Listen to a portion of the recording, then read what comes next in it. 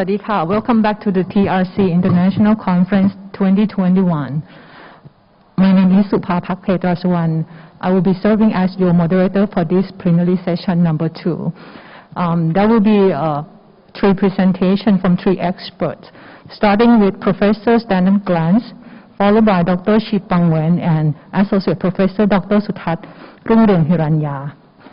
Now moving along to our session, Professor Stanton Glantz will be presenting to us on e-cigarettes and heated tobacco products, what we know now.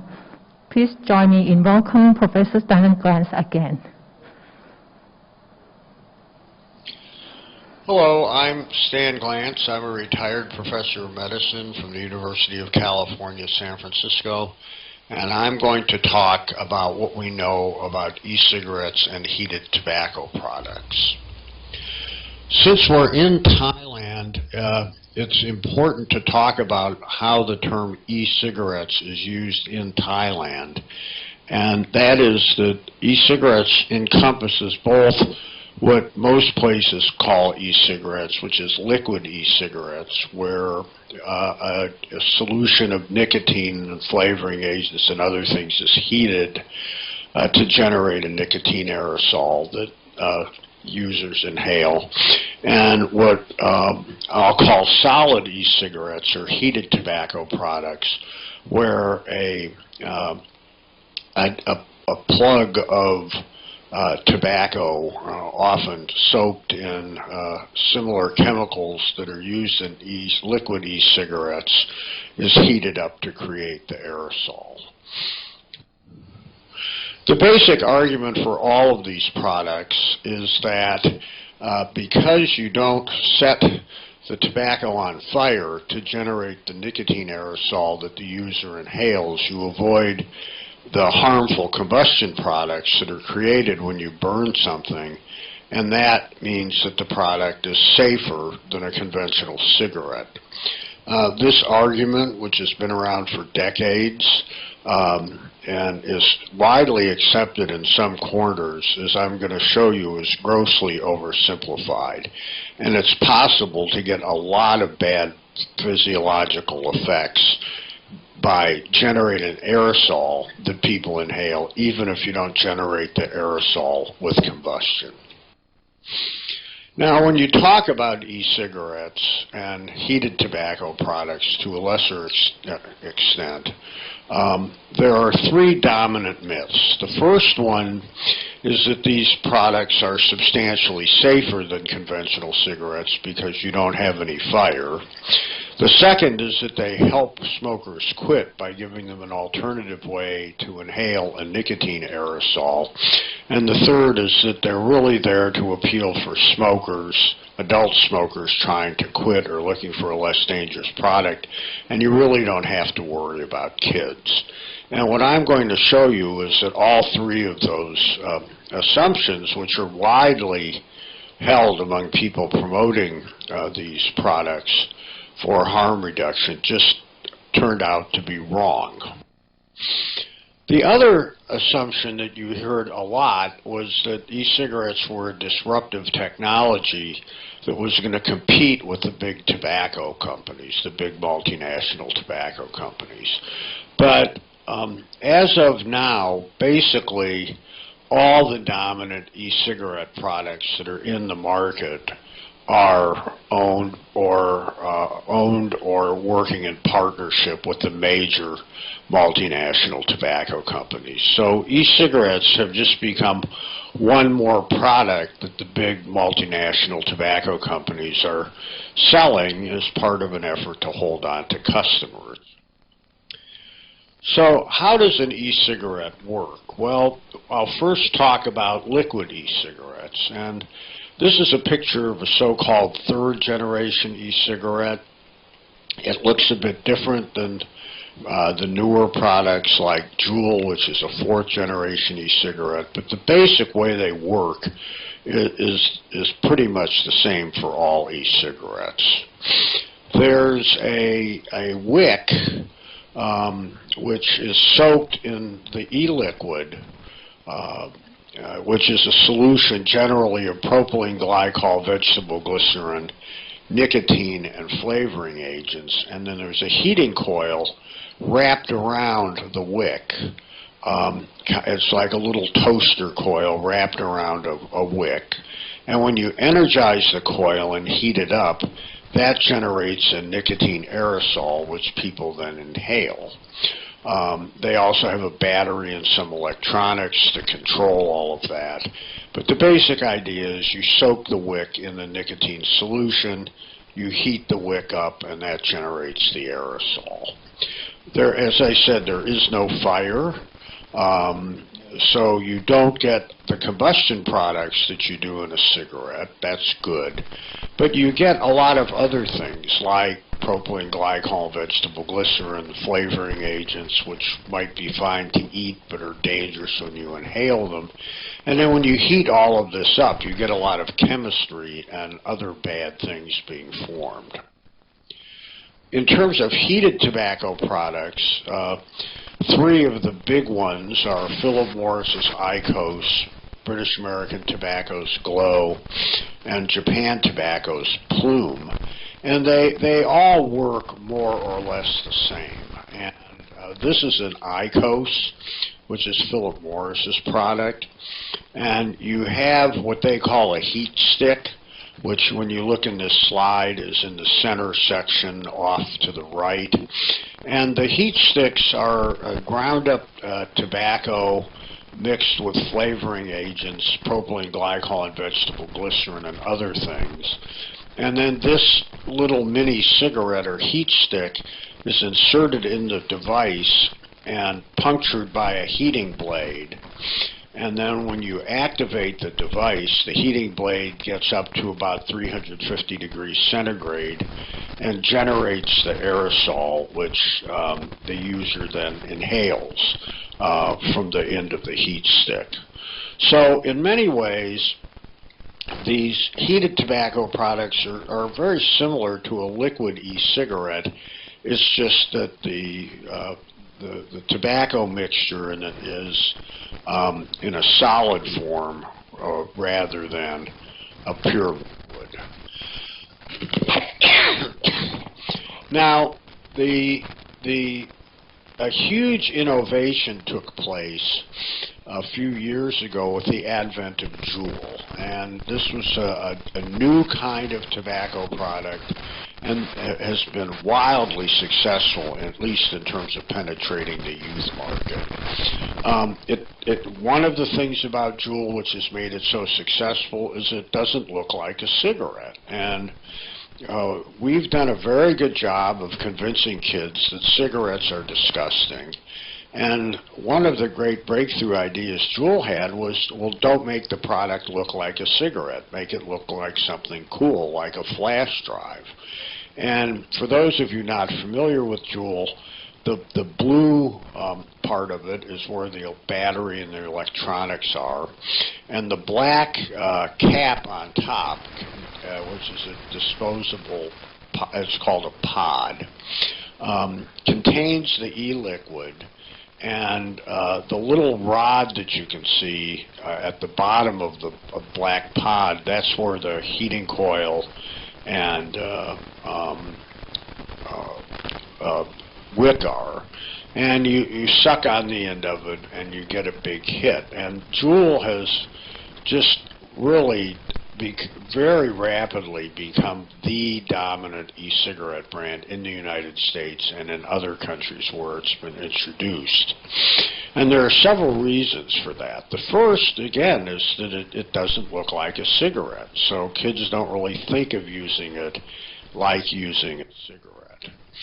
The second is that they had a launch that just was brilliantly executed using mostly social media and just convinced young adults in this case, because they couldn't put kids in the ads, but these ads bled down into high school and even junior high school kids and were just totally cool. But more than the clever product design and clever marketing was a really breakthrough in that they came up with a different form of nicotine in order to deliver to the user. Now, most cigarettes and e-cigarettes up until the development of Juul delivered pure nicotine, what's called free-base nicotine. And nicotine in the free-base form is quite alkaline, and it's a strong base, and that makes it very irritating to the throat, and so it's actually hard to inhale. And you know, when new kids are starting to experiment with cigarettes or older e-cigarettes, they would often gag on it, and it would be a quite unpleasant experience till they got used to it. What Juul found, and they found this actually by researching the tobacco industry documents, was that if you put some acid in the e-liquid, you could convert the chemical form to a nicotine salt, which had a neutral or slightly acidic pH, and that made it much smoother and easier to inhale. And as a result, they're able to deliver a much higher dose of nicotine per puff than with a conventional e-cigarette. So the user gets a much harder nicotine hit. Also, because they make it so much easier to inhale, it's easier for new users like kids to get rapidly addicted. This is a slide from Juul's patent application, making the point that if you look at a conventional combusted cigarette, you get a rapid nicotine hit with a big high peak, which is a very reinforcing way to give a drug. And with the Juul nicotine salt liquid, they were able to really mimic the effect of a conventional combustible cigarette, and in fact the peak got hit as fast and dropped off faster, so it's going to be more reinforcing. And when you compare that to a conventional e-cigarette where you're having free-base nicotine, you can see that the nicotine hit that Juul delivers is much, much higher. And this really worked. If you look at the Juul's market share in the United States, you can see that they just crushed Enjoy, Logic, BAT, and Philip Morris's products and just took over the market. Now, the other e-cigarette and cigarette companies figured this out, and so the most common successful e-cigarettes and also heated tobacco products use what's called protonated nicotine, which is like the nicotine salt that you have with Juul. So the tobacco companies have really caught up in terms of using this trick that Juul developed.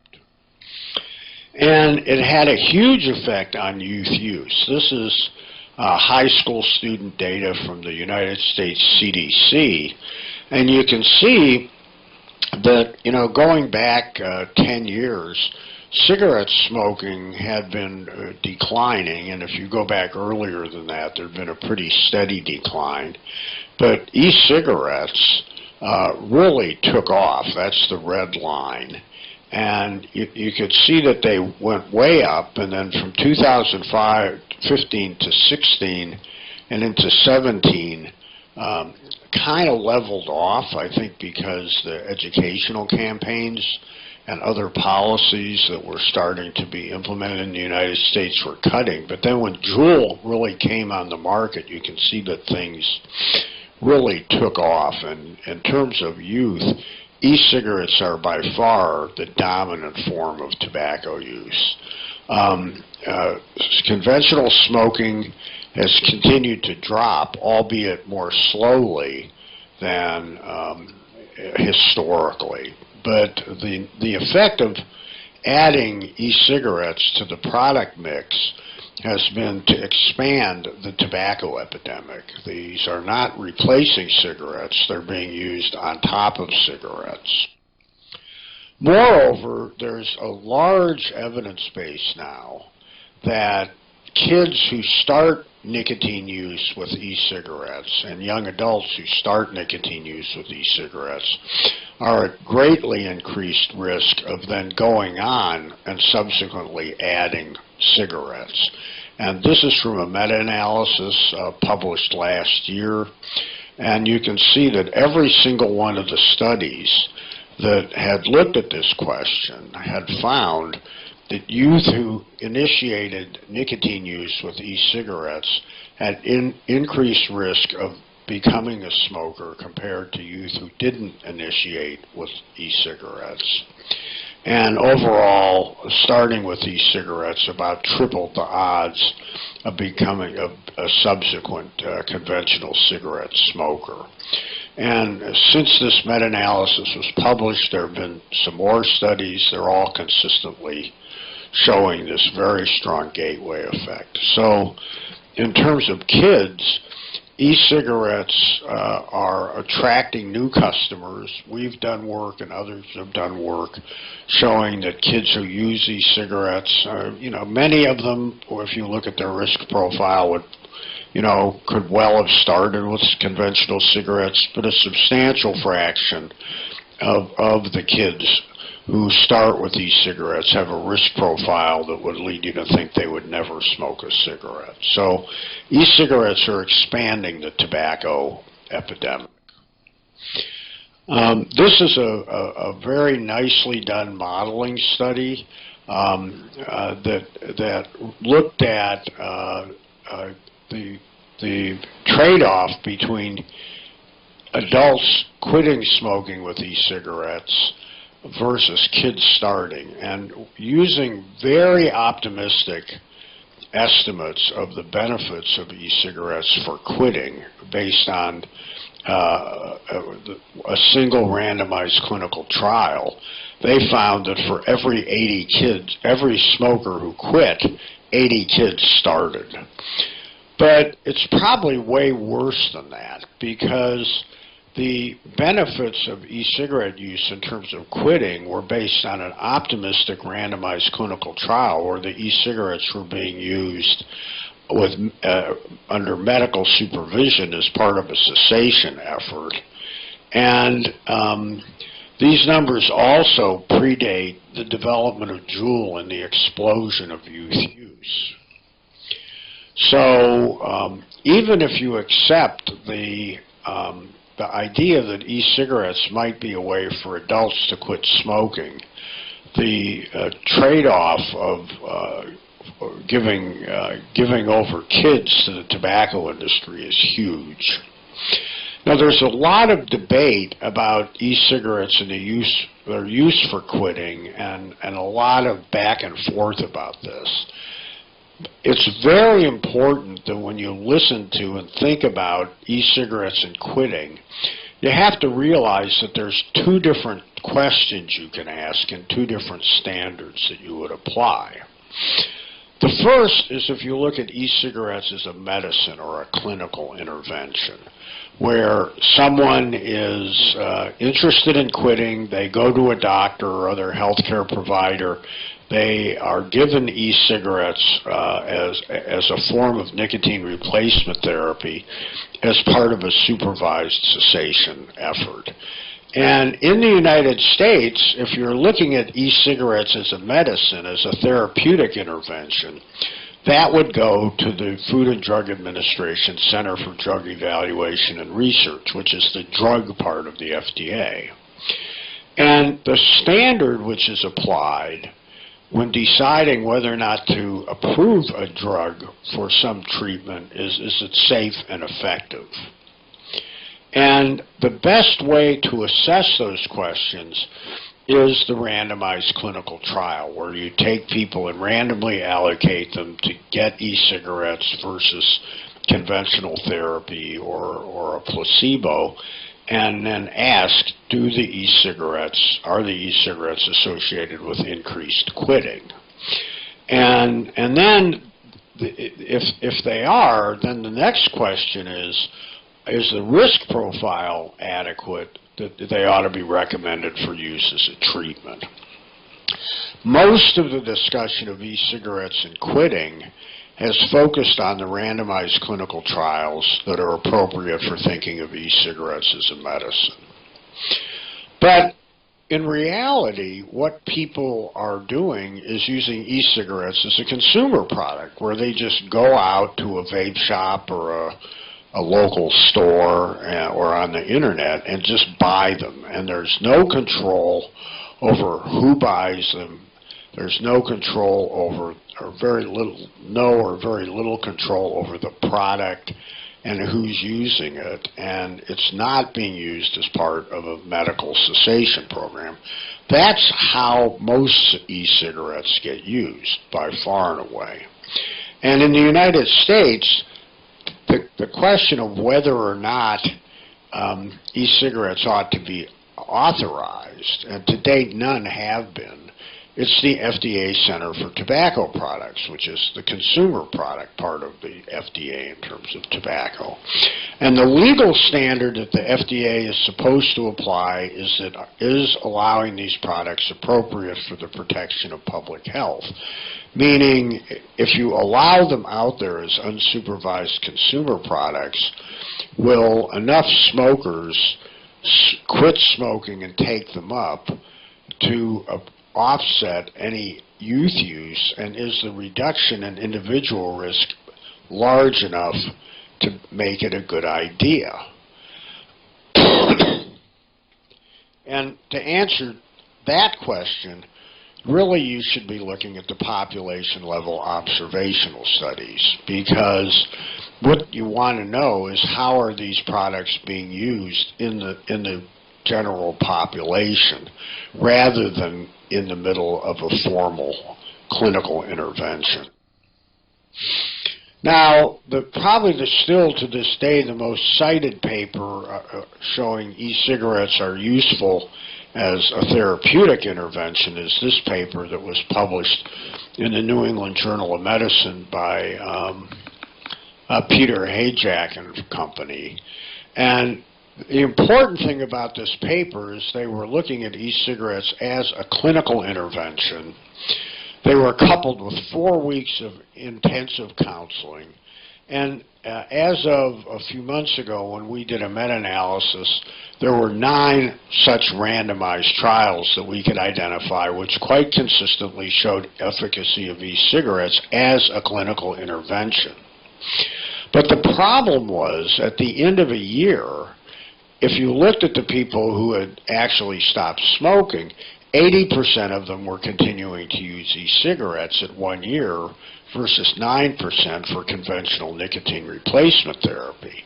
And so if e-cigarettes have a risk associated with them, and I'm going to show you they do, in fact, in some ways it's comparable to cigarettes, this is not a good deal. So this is the meta-analysis I referred to that Ricky Wang and I and another colleague published earlier, or actually now it was last year in 2020.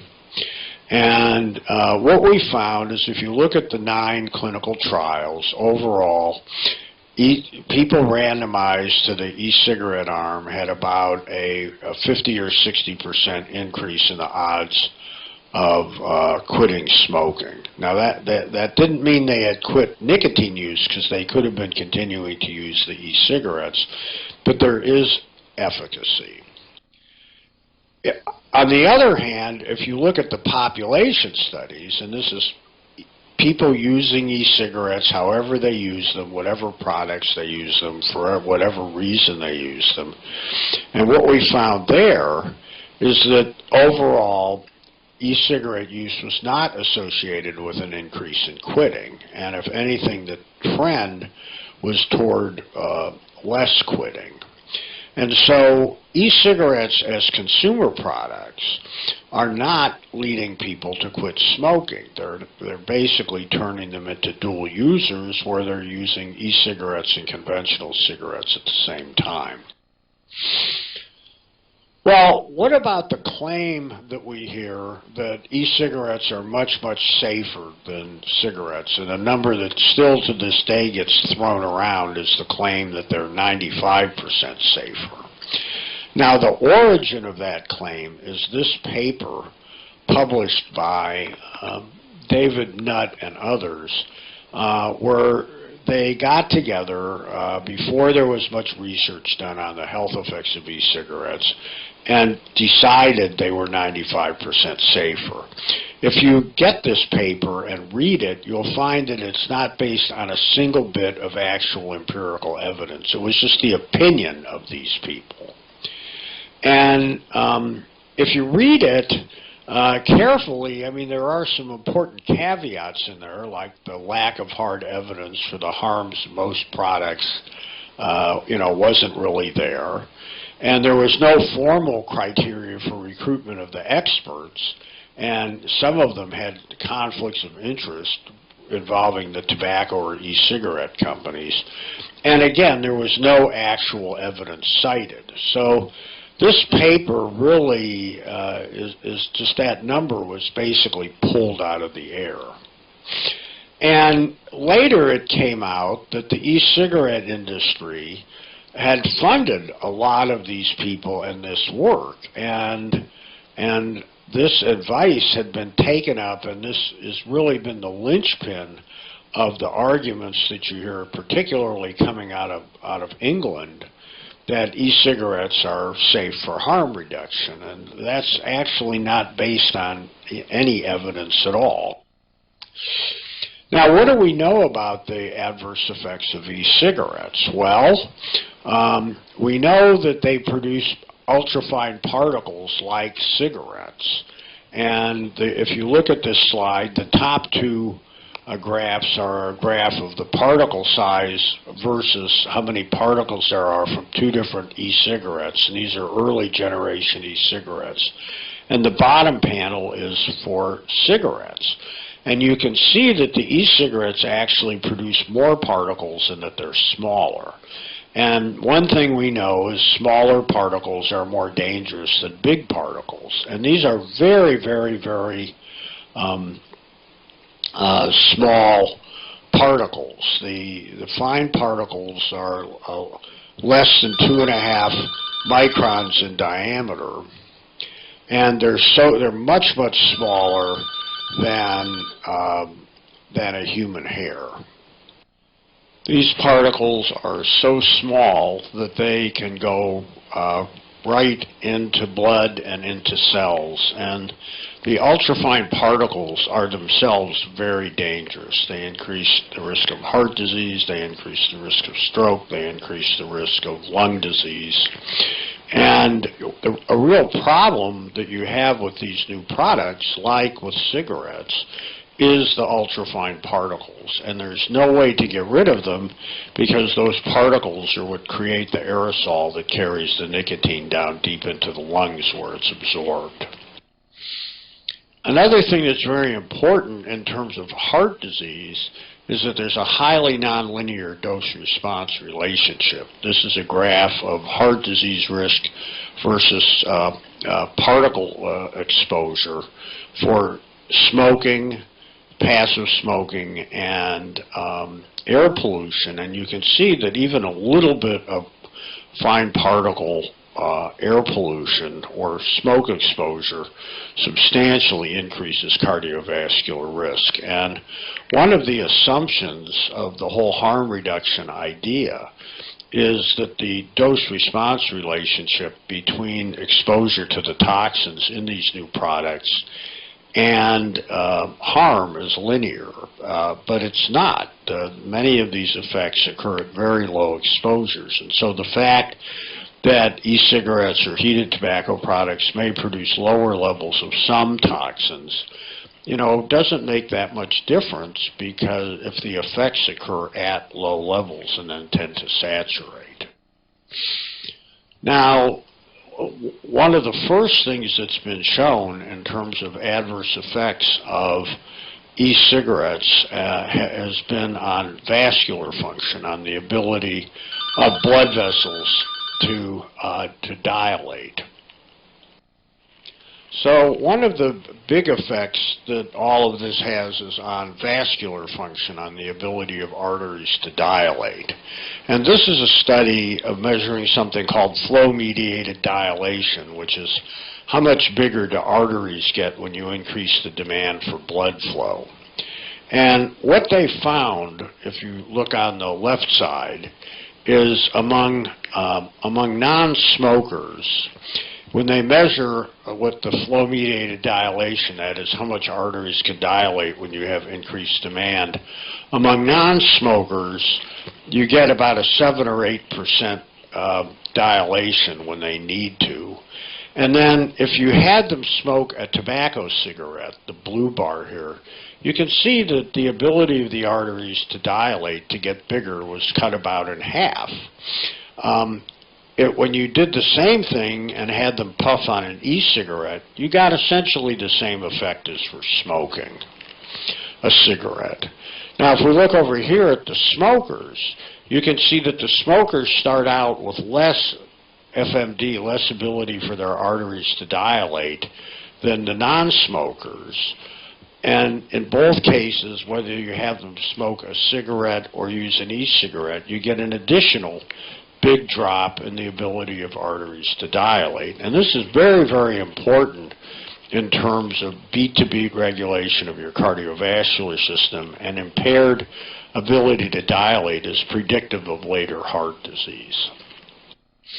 Now, this is a study done in animals, rats, where they measured the FMD, the ability of arteries to dilate, and each line is a rat, and you can see that when you when people used or the rats were exposed to Juul e-cigarette use, it was essentially the same effect as you saw with a conventional Marlboro cigarette. On the other hand, when you just exposed them to air, there was no effect. And so this is showing that Juul, which is a fourth generation e-cigarette, was adversely affecting ability of arteries to dilate as much as a Marlboro cigarette. And then also the previous generation e-cigarette also had about the same effect. So even though you don't have the combustion products, you're having very similar effects on the vascular system. All of this and other things I don't have time to talk about would lead you to expect that e-cigarette users would see an increase in their risk of having had a heart attack. And this is the first study looking at that. This is something we published a few years ago now. And you can see, if you look at the blue bars, that a daily e-cigarette user has about a doubling of the risk of having had a heart attack, which is a little bit less than a cigarette, the gray bar, but it's not significantly different. And another thing that's very important about the heart attack risk is the e-cigarette risk and the cigarette risk are statistically independent. And that means that if you're a dual user, if you're using both products at the same time, those risks multiply. So being a dual user, which is a very, very common pattern of e-cigarette use, where they both use the e-cigarette and a cigarette at the same time, that's even worse than smoking. Now, there's a lot of reasons to think e-cigarettes are bad, would be bad for your lungs. The propylene glycol and vegetable glycerin, which are used as the base, are pulmonary irritants. The nicotine that you're inhaling from the tobacco adversely affects lungs. A lot of the flavoring agents are toxic to lungs. For example, diacetyl, which is used to make butter flavor. The heating coil that we talked about boils off of metallic ions, which your lungs don't like inhaling. The wire itself can boil off ions. And then the wick, and this is a close-up of the wick, actually, as it's used, starts to fall apart. And so you're getting little tiny microscopic pieces of wick that you're inhaling. And so all of these things are doing a lot of bad things to your lungs. And I don't really have time to go through all the details, but this is a meta-analysis that was published late last year. And if you look at studies of asthma and chronic obstructive pulmonary disease associated with e-cigarette use, you see that e-cigarette users are about a 40% increased odds of developing asthma compared to non-users, and about a 50% increase of having developed chronic obstructive pulmonary disease.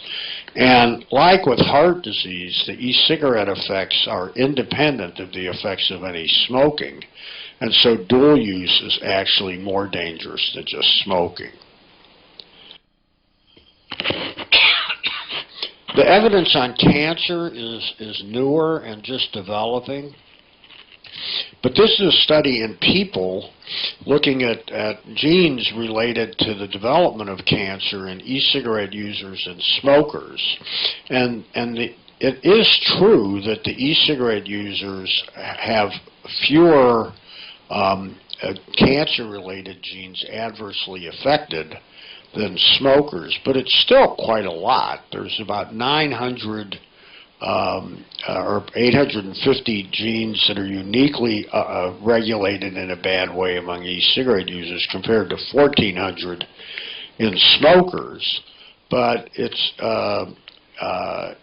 900 is still, it's about 2/3 of the risk. And interestingly, there's only about 300 genes in common between the cigarettes and e-cigarettes. And so this is more evidence that the effects of e-cigarettes are really different from smokers, and that the biological pathways are different, not necessarily smaller. And we now have experimental evidence that e-cigarette smoke can be used to induce cancer in mice. And these are mice who were exposed to e-cigarette aerosol for 54 weeks. There was damage to their DNA. About between a fifth and a quarter of them developed lung cancer. A lot more developed a bladder urethral hyperplasia, which is a precancerous condition for bladder cancer. And so while the cancer evidence is just developing, the indications there are that e-cigarettes are going to be a substantial cancer risk. And finally, and I don't really have time to get into the details, e-cigarettes pollute the air. Now, they don't generate any side stream smoke the way a cigarette does because they don't idle, but the exhaled mainstream aerosol is put into the air where non-users are subjected to breathing it in. And there are studies showing measurable levels of nicotine and other toxins in bystanders of people around e-cigarette users. So what's the bottom line of all this? Well, combustion isn't as important as we thought. You know, the fact that you don't have the adverse combustion products present is not enough to lead to substantially lower risks associated with e-cigarettes. There's been rapid youth uptake. It's promoting progression to cigarettes, which is a great deal for the tobacco companies. And it's not really helping people quit, at least when you're talking about e-cigarettes as consumer products. And there's a lot of evidence that people are turning from effective therapies that have, been approved through the normal drug approval processes, shifting to e-cigarettes. So it's, probably having an adverse effect on overall quitting. And it pollutes non-smokers' air. And finally, dual use, which is very common, is more dangerous than just smoking. So, if you look at this overall, the advent of e-cigarettes into the marketplace is actually making the tobacco epidemic worse.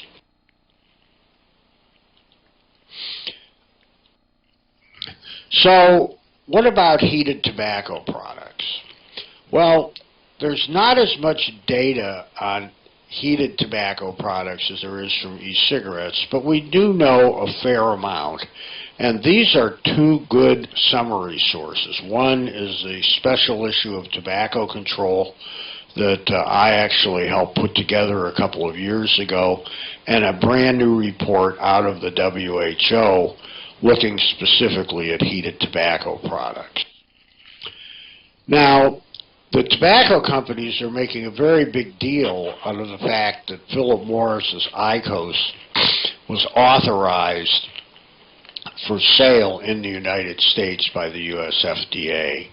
And to really understand what that means, because you're going to have to deal with it as Philip Morris is out there making claims about these products, is it's important to understand the kind of strange case of US FDA law. In order to put new tobacco products on the market, such as a heated tobacco product, you need to get what's called pre-market authorization. And what that requires is the FDA gives the company permission to sell the product in the United States. And the standard they're supposed to apply is appropriate for the protection of public health, which is a great standard, but it's never really been defined. The most important thing, though, is that the whole process is secret. And the outside public and outside scientific community are really locked out of the entire process. Once a new tobacco product has been authorized for sale, then the company can also put in what's called an MRTP application, a modified risk tobacco product application. And that's for authority to make claims about the product. And there are two subcategories of modified risk tobacco product claims. One is modified exposure, reduced exposure to chemicals. The other is modified risk. And the MRTP process is at least partially public in that the FDA is required to make a redacted version of the application available and to give the public a chance to comment. And in fact, it was the IQOS MRTP application which led to a lot of the research in that special issue of Tobacco Control that I mentioned earlier. So, what do we know about IQOS? Well, as I said earlier, it mostly delivers protonated nicotine, the kind that's easier to inhale and gives a harder hit, like Juul. And the other thing is that while the IQOS harm reduction argument presumes complete switching, most people who use IQOS continue to smoke cigarettes at the same time. So dual use is a big problem. It is true that IQOS delivers lower levels of some toxins. This is something that Philip Morris made a big deal out of in the FDA in their modified risk tobacco product application to the FDA, and why the FDA in the end approved a reduced exposure claim. But it's important that the data that was reported to the FDA was quite incomplete. Philip Morris only reported levels for 40 of 93 benchmark substances that the FDA has on a list of harmful and potentially harmful substances.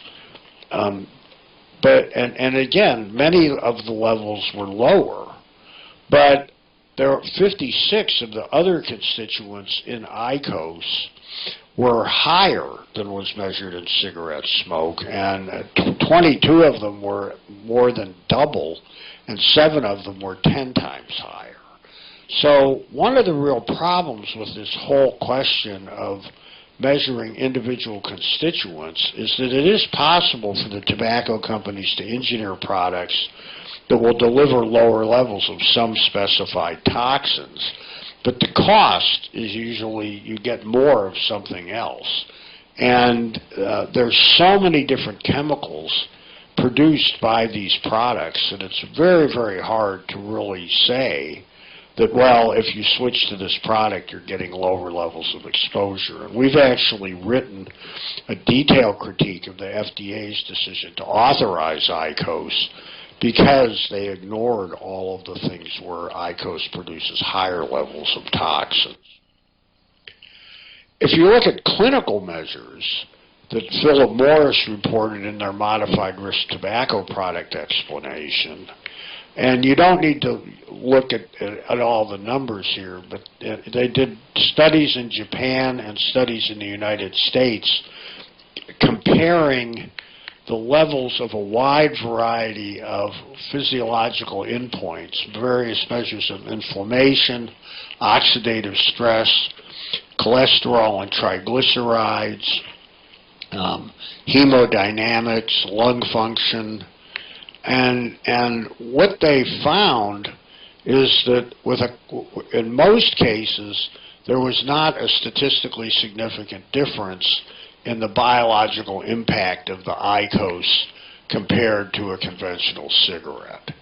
And so while IQOS was producing lower levels of exposure to some things, when you really got to what matters, that is what's happening to the underlying biology, for the most part, the IQOS wasn't any different than a cigarette.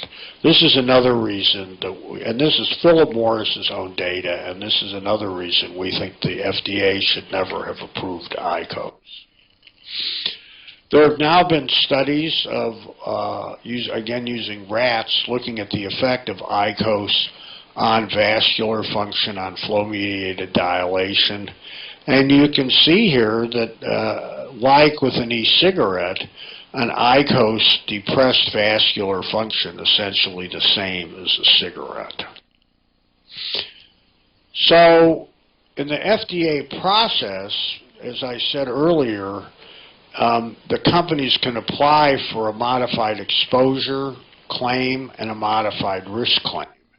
And while the FDA granted the modified exposure claim, they refused to allow Philip Morris to make claims of reduced risk.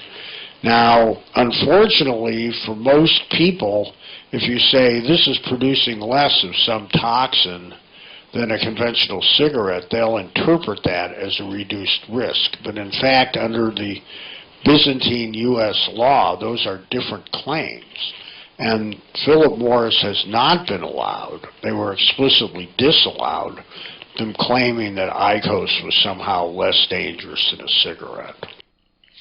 But that really hasn't stopped Philip Morris from advertising that the FDA is permitting the sale of IQOS. And if you read this brochure, which came from an Asian country, you'll see that you have to be a lawyer to figure out that the FDA did not approve a reduced risk claim.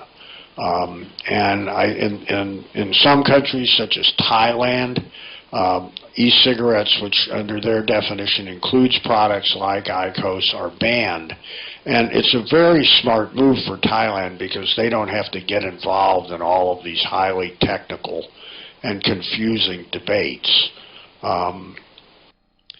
And in fact, the fact that IQOS and e-cigarettes have been illegal in Thailand since 2015 has really reflected in the use patterns. In 2019, Thai youth use of e-cigarettes in the 7th grade was 3.7%. In the United States, it was triple that, over 10%. And so my message to the people of Thailand and any other country which has refused to allow these new products, e-cigarettes liquid and e-cigarettes solid, including the heated tobacco products, keeping them out of your country is the most sensible and simplest thing to do in terms of protecting public health. Thank you very much, Professor Stan and Grant, for these interesting topics on e-cigarettes and heated tobacco products. What we know now, he mentioned about the three dominant myths about the e-cigarettes and also compare for the new product and the cigarettes like the Jew. He introduced the fourth new generation of e-cigarettes to us and also present about the IQOS and also talk about how these e-cigarettes affect our health, like in vascular disease, how it causes cancer, respiratory disease, and also environmental pollute the air. And he compared the study result.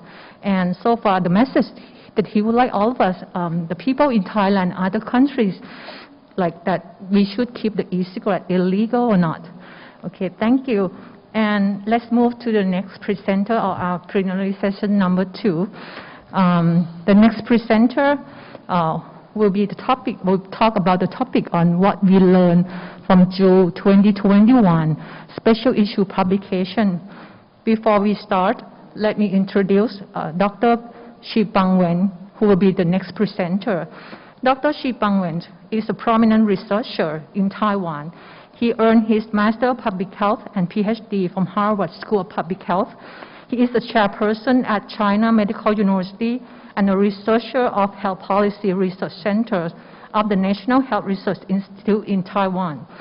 He has extensive published clinical, epidemiological, and policy research, as well as extensive teaching and administrative experience in medical and public health, both in Taiwan and in the U.S. Now he will be presenting to us on what we learned from June 2021 special issue publication. Dr. Shipang Wen, please. Good morning. This is Shipang Wen from Taiwan. I want to thank APACT 2021 and the chairman of the APACT, Professor Konsakon, Professor Kang Yilong, for making this conference possible. My topic today is what we learned from June 2021 special issue publication.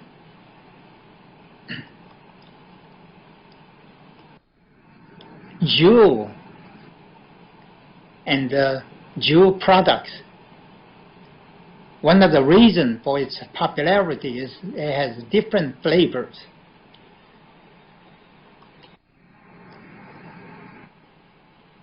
When you smoke Juul, you call vape. In high school, 20% of high school students in the US smoke e-cigarettes, and in UK, 6%. The difference mainly is due to Juul availability. A comparison of US and UK. In the high school, there are 3 times more high school students in the US smoke e-cigarettes. But in the adults, it's the opposite. There are more UK adults smoke e-cigarettes than in the US. E-cigarettes entered the US market in 2007. By 2014, it became most commonly used tobacco product for the kids. Between 2011 to 2015, high school students increased 900%, 9-fold increase, mainly because of Juul.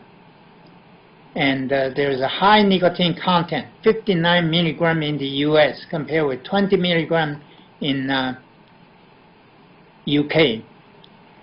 1/5 of high school students, 20%, smoke e-cigarettes, while 1/4 of adult smokers smoke e-cigarettes. In the UK, there are twice as many adult smokers vape or smoke e-cigarettes than in the US, but only 1/3 of youth smoke e-cigarettes. In the high school of UK, 8% of them smoke, in contrast to 20%, because there is no Juul in UK. There are 6 million smokers, 1/2 of them smoke e-cigarettes in UK, compared to 1/4 of them. In the May-June issue of American Journal of Health Behavior, there are 13 articles dedicated to Juul. Juul paid $51,000 to have the entire issue dedicated to demonstrate that Juul product can help smokers quit. U.S. FDA is investigating Juul.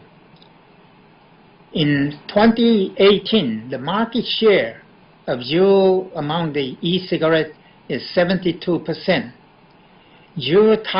Whether Juul targeted the underage minors, FDA wants to know, can Juul really keep the products away from kids? Which way Juul changed the balance? Either more smokers became non-smokers or more non-smokers became smokers because of Juul. And FDA must issue PMTA, or the pre-market tobacco product application order, by September 9th, pro or con, for every e-cigarette to stay on the market. A special issue of publication by tobacco makers is whether that's an alternative method to promote the product, buying off an academic journal. In the background is that of this publication, Juul is in trouble for the following three things. Number one, FDA may take it off the market because it targeted the minors. Number two, there are thousands of lawsuits claiming it knowingly sold to minors. As of July 15, 2,339 Juul lawsuits from around the U.S. In June, Juul agreed to pay $40 million to North Carolina in the first state settlement. Number three issue is the declining sales rapidly and e-cigarettes market share. Juul dropped from 72% to 42% in 2020. In this publication, there's a limited coverage. Publication only addressed only one segment of the issue, that is, whether it can reduce smoking. Juul tried to show from a just study. Not addressed by publication is, can Juul help heavy smoker quit to qualify for a harm reduction device? Can underage Juul user quit before becoming a smoker? Or how large is Juul users of both Juul and cigarette? Only harms but no benefits? But the major issue not addressed publication, why Juul attracted underage minors. And how can Juul user quit? Cessation skills. In July 2021, this year, New York Times has an article, Juul is fighting to keep its cigarette on the U.S. market. Juul is fighting for its survival because by September, FDA will decide whether to keep the product on the market. U.S. Congress has an oversight subcommittee. Juul claims that this product helps users to stop smoking cigarettes and is safer than cigarettes. U.S. Congress wants to know whether this is true because there is a high nicotine content. Each cartridge of Juul pod contains as much as one pack of cigarettes, 200 puffs of nicotine, 59 milligrams in the U.S. And Altria bought 35% of Juul for $12 billion. About the journal, American Journal of Health Behavior, it's a low impact factor journal. Impact factor is 1.97 as of this year. Tobacco Control's impact factor is 7.55. The editor is Albert Grover. He is an emeritus professor, Maryland School of Public Health. He retired soon after the issue came out. The impact factor, the Juul paid $51,000 to the American Journal of Health Behavior. This is not an unusual practice, however. About the two leading authors, they are both psychologists. On the right, Saul Schiffman. He's a psychologist. He's a research professor, Department of Psychology in the University of Pittsburgh, professor of psychology, Saul Schiffman. The other leading author is also a psychologist by the name of Eric Augustin. Eric Augustin is used to be a program director of National NCI. He's a clinical psychologist. They conducted this JUST study, Adult Juul System User Switching and Smoking Trajectory. They recruited Juul buyers of 55,000 adults age 21 or over who bought Juul. The mean age is 30.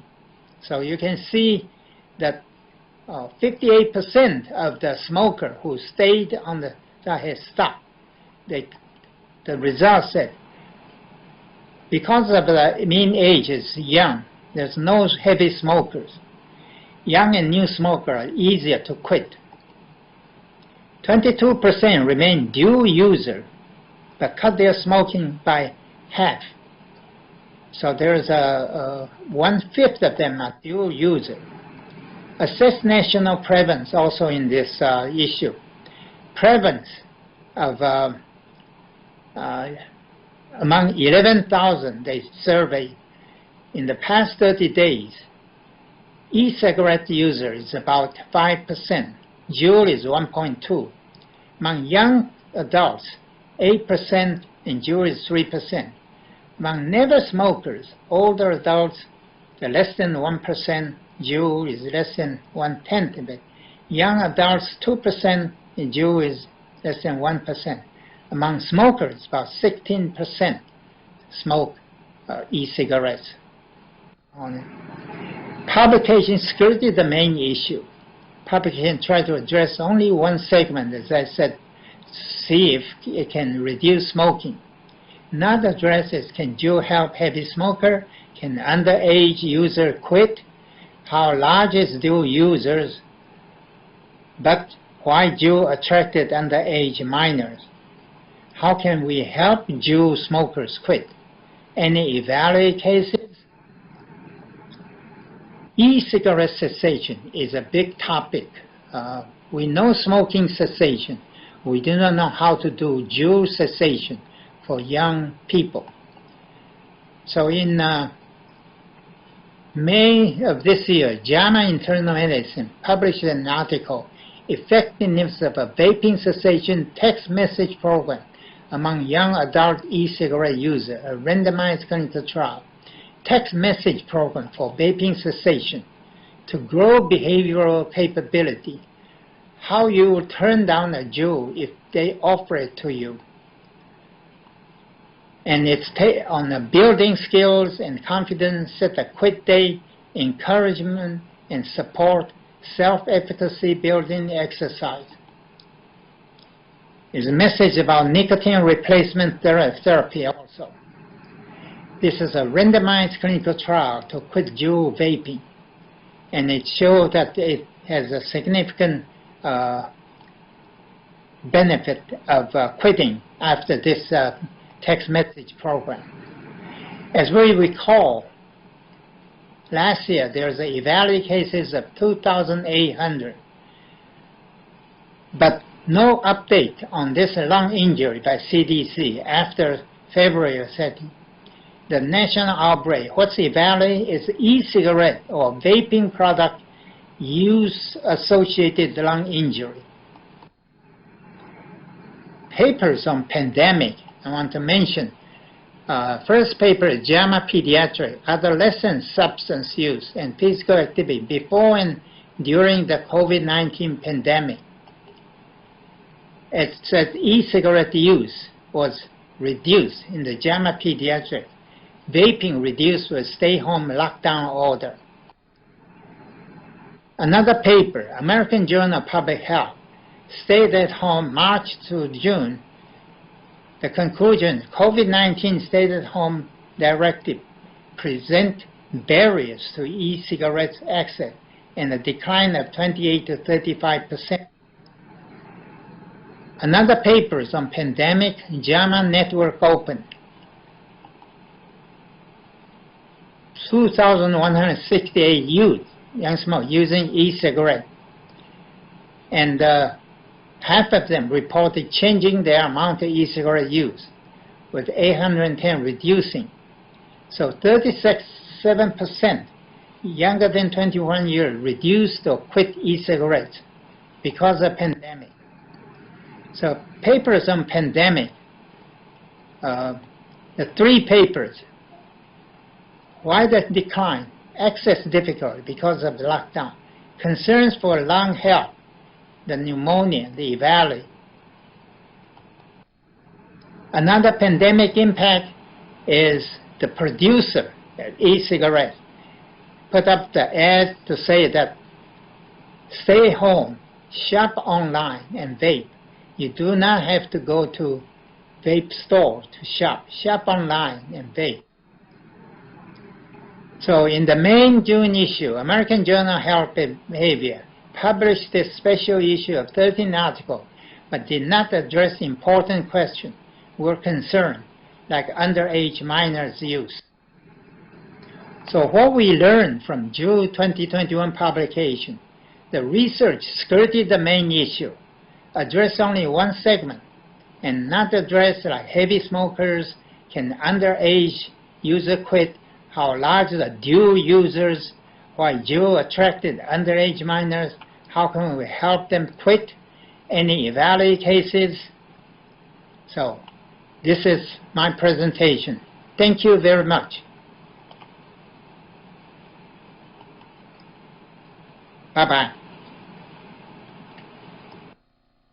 Thank you very much, Dr. Chi Pang Wen, for your summarize on what we learned from June 2021 special issue publications. He compared the pros and cons of if we let the e-cigarette stay in the market, and he talked about the results of e-cigarettes, especially for the Juuls, and he addressed the topics that are interesting about that, because there are some things that left out, did not addressed by the publication. The first one is, can Juul help heavy smoker quit? And can underage young Juul user can quit? And how large is the dual users? And why Juul attract the underage minors? And how can Juul user quit? And then the last thing he talked about the EVALI.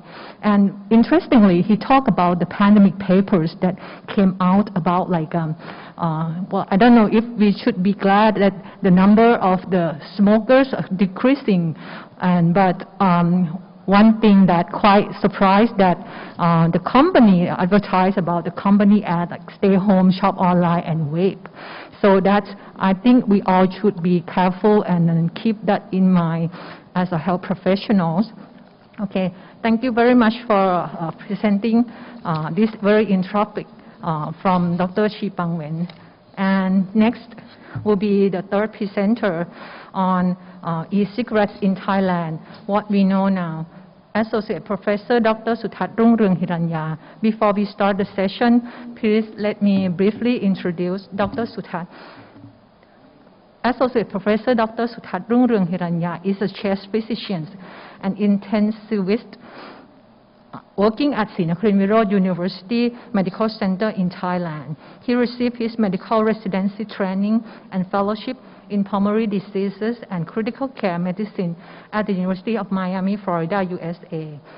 Since 2005, he established the smoking cessation service at Sinakhrin University Medical Center and has helped other institutes and hospitals nationwide to establish and strengthen a qualified tobacco cessation service network called Phasai Clinic Network in Thailand.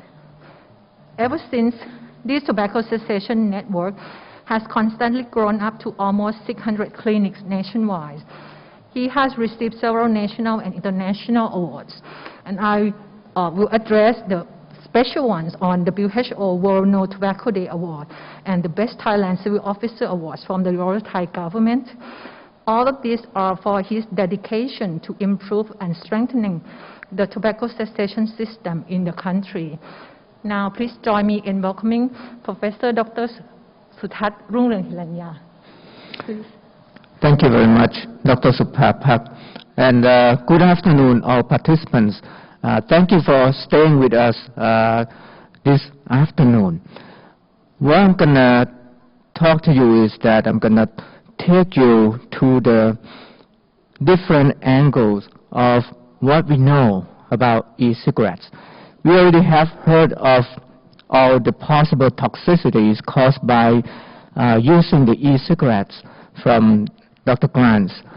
And we already heard about the zero issues from Dr. Chipang Wen.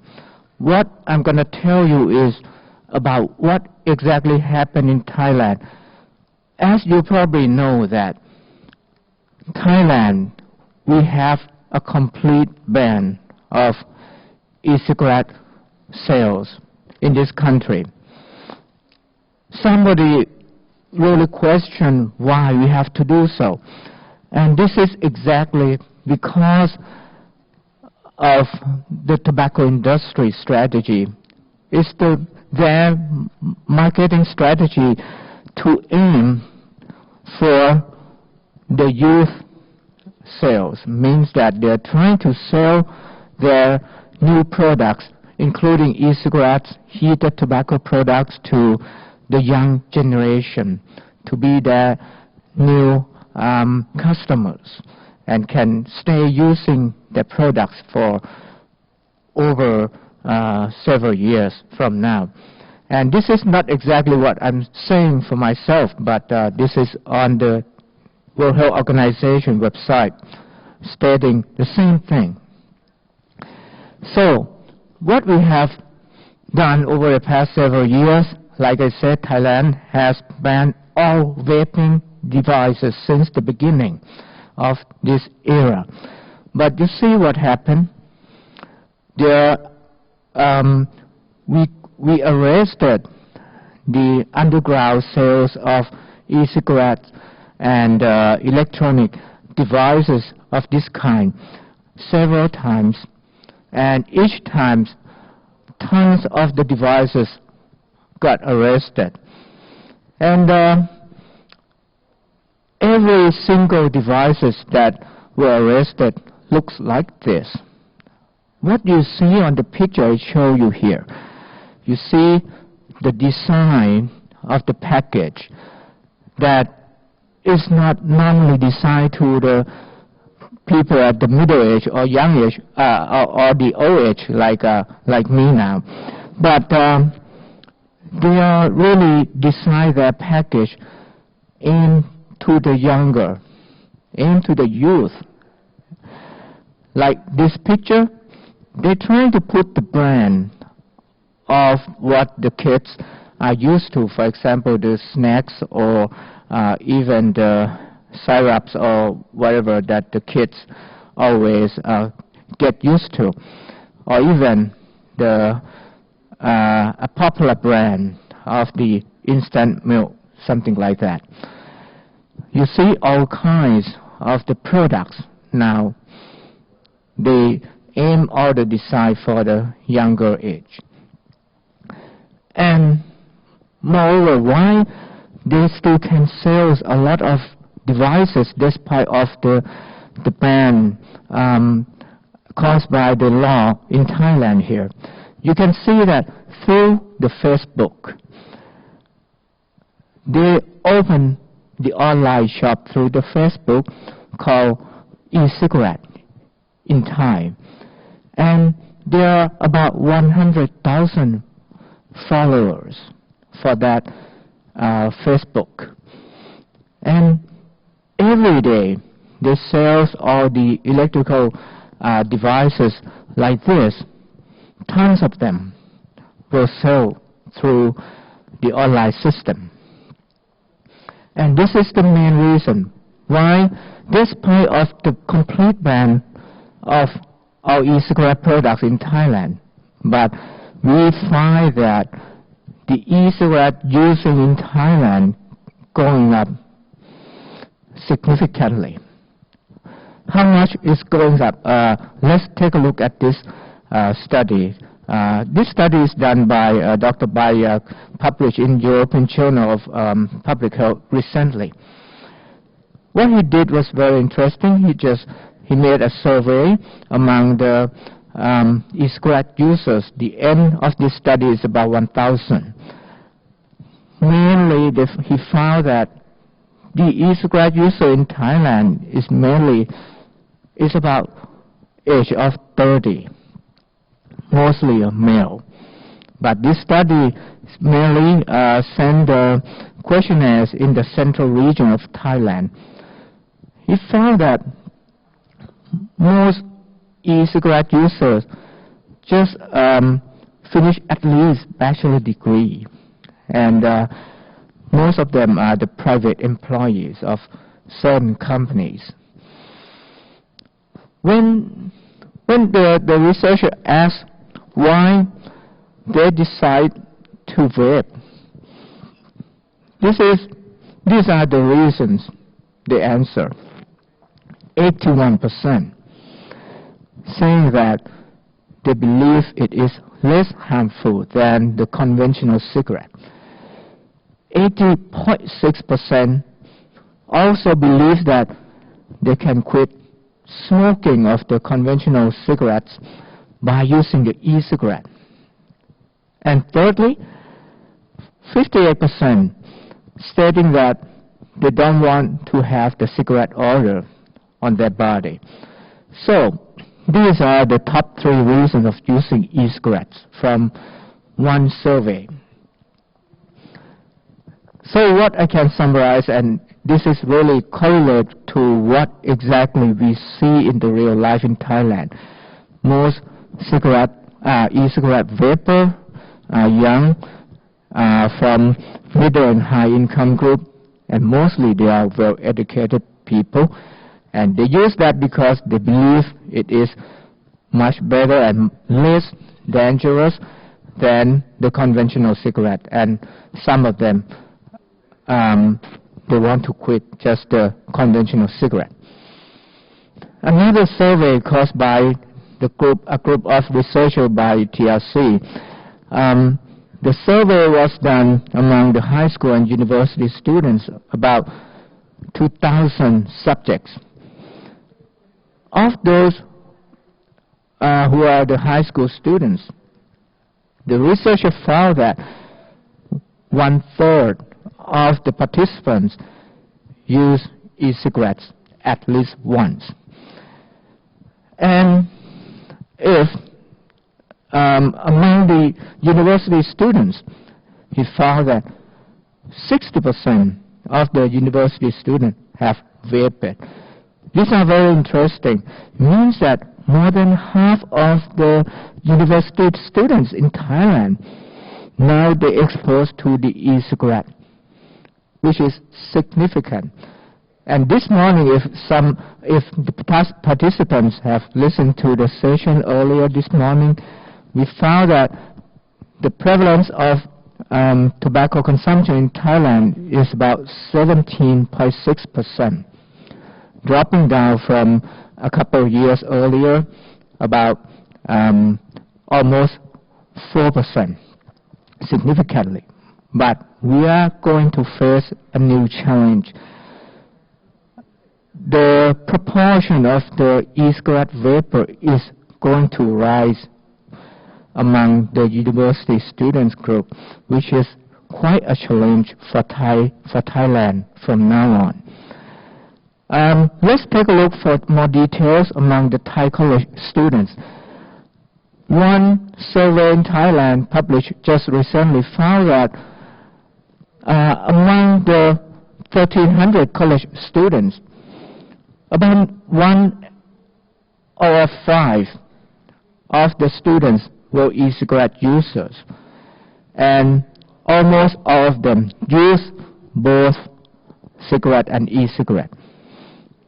And they found that the most important risk factor for that, for e-cigarette using, are the history of cigarette, that means conventional cigarette use in 30 days, and also having the water pipe user, marijuana user, being male and studying non-health faculties with an odd ratio of 2.0. Another survey that run by me and my team is the Global Health Professional Student Survey in Thailand, we just finished a few months earlier. These are another piece of data that are very interesting. There are two parts of the survey. One part on the left, we send the survey to the medical students nationwide.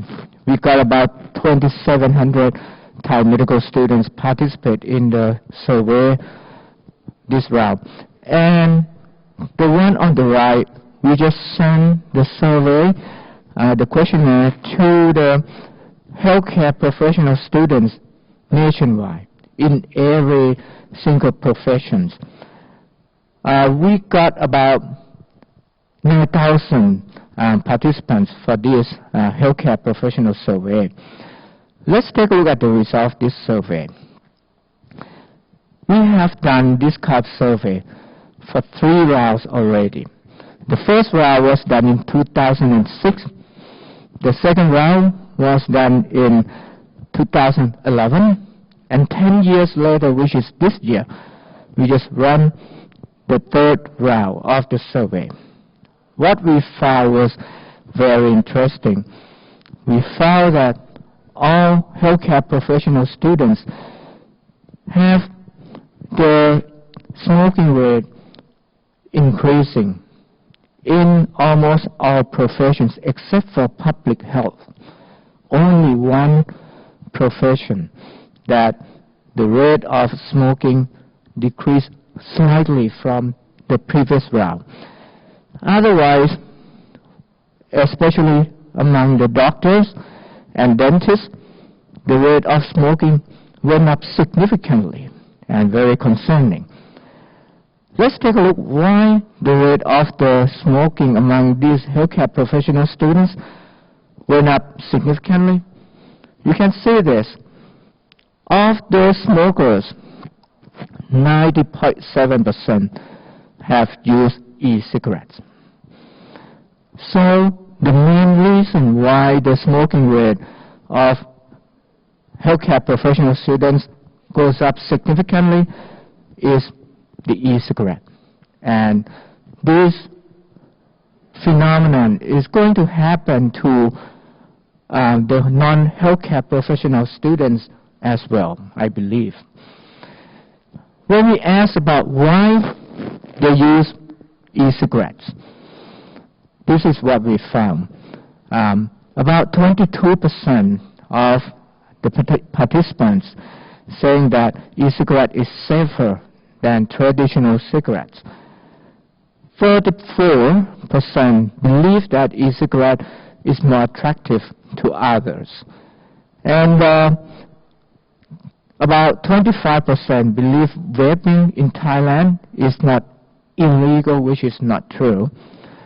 And the other one that would be very interesting is the sixth one. About 21% believe e-cigarette is an effective quit smoking aid. This is, I have to emphasize that this is not just the university students, but they are healthcare professional students. So they are supposed to know what exactly can be harmful to their health and others' health. And another study that was published recently in TID journal.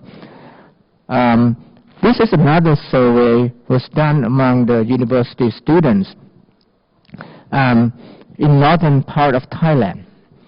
They found that 18.1% over there up north have used e-cigarettes in the past 30 days.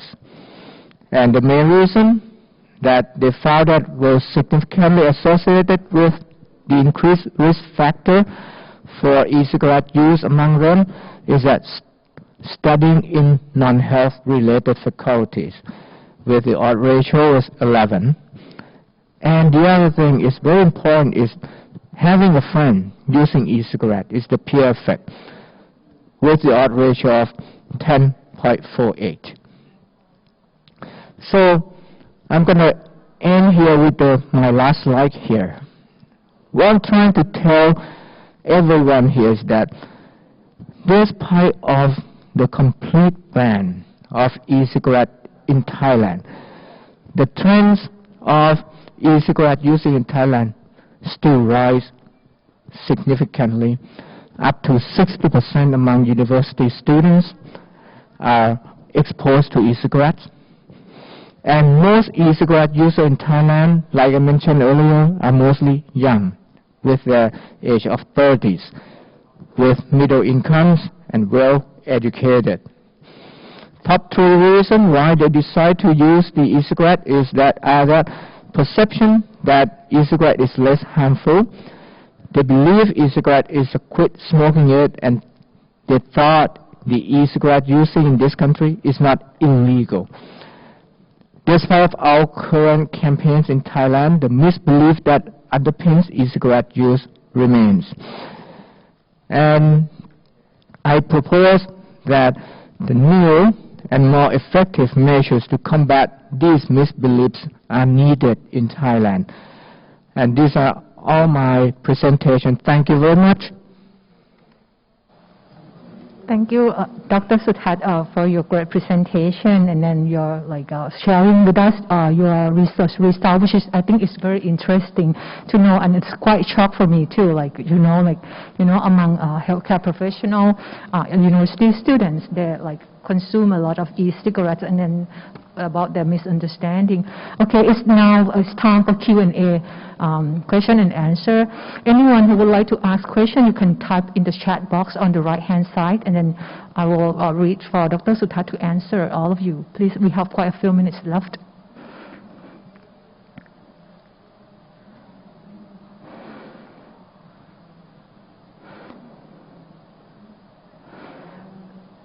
While waiting for the audience to ask the question, may I ask you some questions? Sure. Because I think your research results are interesting. What will be your next phase for after to continue? Because I saw from the result that a lot of university students that still consume the e-cigarette with misunderstanding, if it's still legal or something like that. Right. Actually, what we plan for this survey, this survey is just the beginning of what we're going to take the action for. The second step that we plan to do is we want to hold called the Dean Summit on Tobacco Control. Means that we want to recruit all the dean from the healthcare professional schools nationwide, come gather together and discuss about these risk factors that we found from the survey, and then we are going to set up all the measures that need to help decrease the exposure of cigarettes among the students.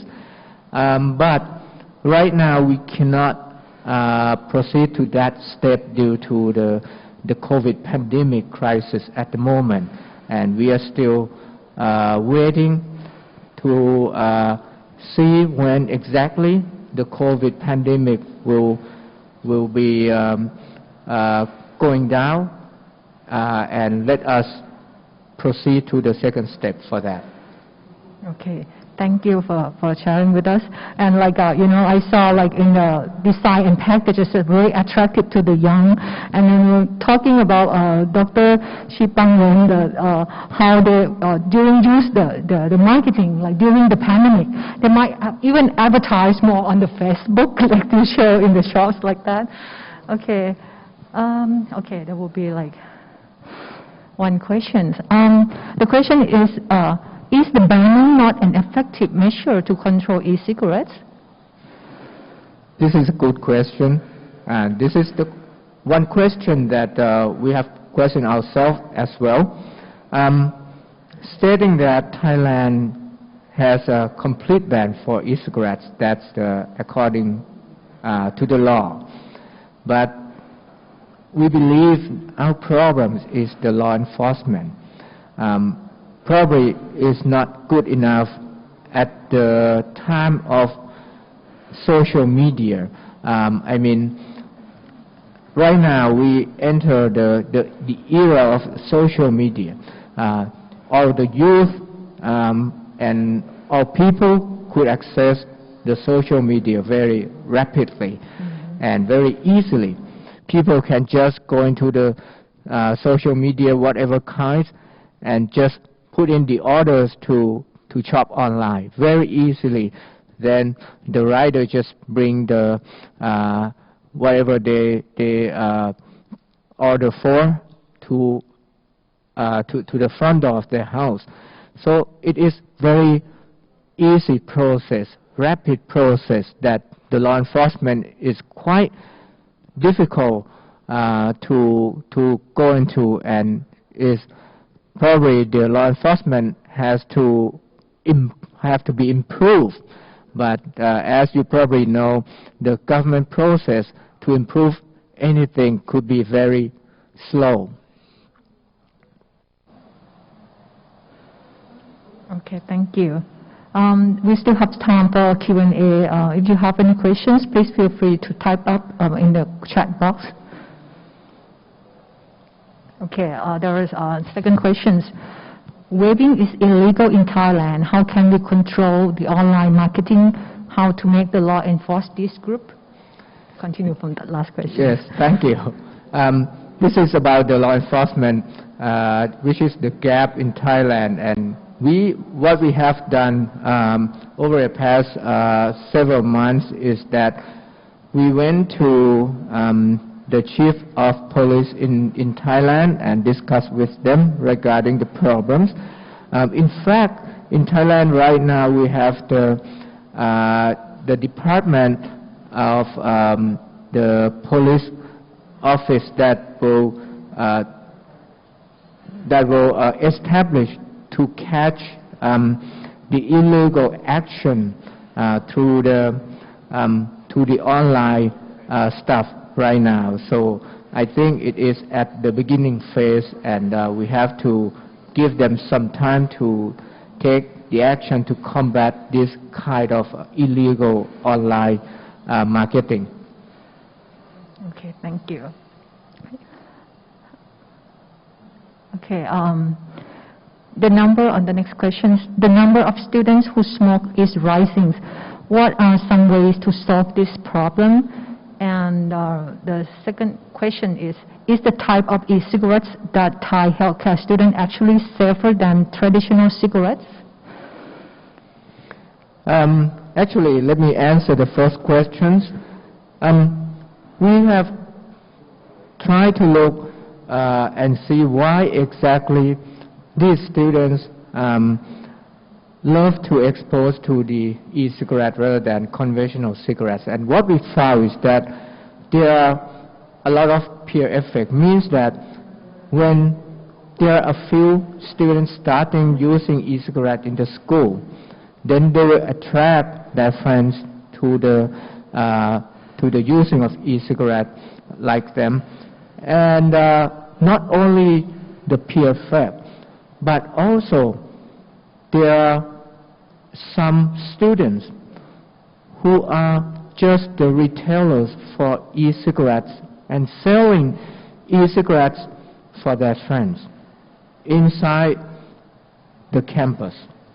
So many times they don't have to order their e-cigarettes through the online system. They just put the order to their friends, tell their friends that I need how many pots or whatever from their friends. Then the next day or even on the same day, their friends can just provide them and sell the products to them directly. This is very impressive, and this is what exactly we need to hold the Dean Summit meeting, and we believe that once we have a chance to discuss with the administrative of the university, then we can set up the measures inside the healthcare professional schools so that they can combat or prevent this kind of action, no more for this kind of selling inside the campus. And for the second question, is the type of e-cigarette that I hope students actually safer than traditional cigarettes? The answer is no. We don't believe it's safer, but we just need a few more years to prove the long-term effect of using e-cigarettes, that it is really harmful to the human health. Okay, thank you. We might have time for one more questions. If any audience have any questions, please, this is a very good opportunity to talk with the expert real life.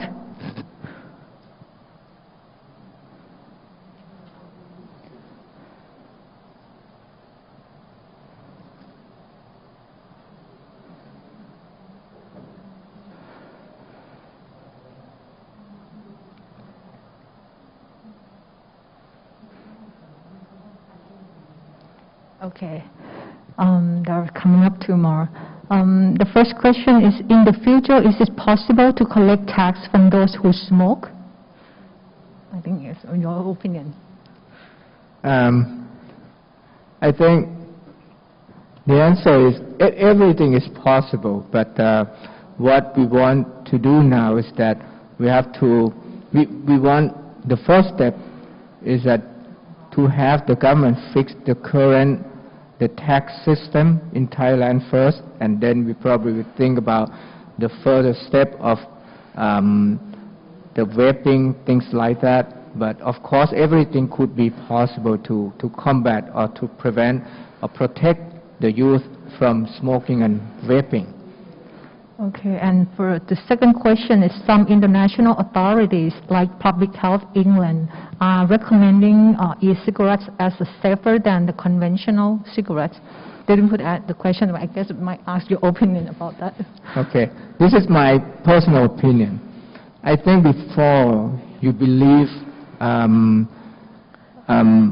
the recommendation from certain organizations, you have to probably see exactly who are the persons who made that, and what is the conflict of interest of those people. Are they really clean people to make the recommendation without any biases or personal opinion, too much of personal opinion, things like that. For me, I believe that there are strong evidence showing that e-cigarette is not really a safe devices. It can cause the harmful effect to person who vapes or use these products.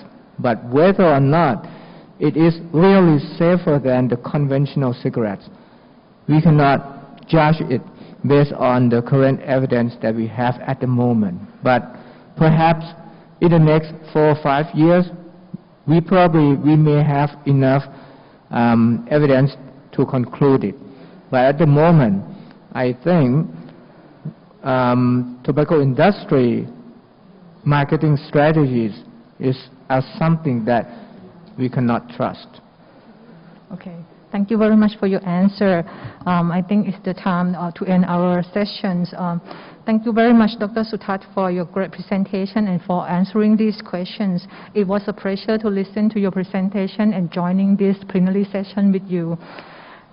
And before we move to our closing ceremony, let me announce about the tomorrow's schedule. Tomorrow will start at 9 with the cessation method and factors influencing successful smoking cessation in Thailand, a case control study. And then we're going to have a symposium until 12:30, and then we will have a closing ceremony around 1 o'clock. Okay. Thank you all for joining us for today's presentation conference. And please stay tuned. You will be brought back to the closing ceremony. Just stay at your side now. Thank you.